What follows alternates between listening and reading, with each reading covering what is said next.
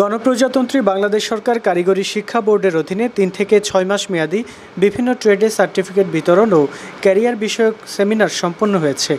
শুক্রবার বিকেলে হালিশহর বড়পুল KM টাওয়ারের চতুর্থ তলায় এর আয়োজন করে বেঞ্চমার্ক আইটি ইনস্টিটিউট।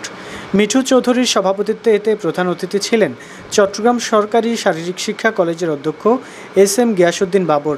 বিশেষ অতিথি ছিলেন বন্দর থানার officer in charge Kazi Mohammad Sultan Ahsan Uddin, Bangladesh submarine cables PLC কক্সবাজারের সহকারী ব্যবস্থাপক operation engineer Mohammad Rafatul Islam Khandakar, the engineers ক্লাবের ফাউন্ডার ও প্রধান নির্বাহী skill consultant Somen Kanungo, Janata Bank Chattogram শাখার সহ ব্যবস্থাপক স্কিল কনসালটেন্ট রবিন চৌধুরী, ইফসার কোঅর্ডিনেটর মোহাম্মদ মুস্তাক।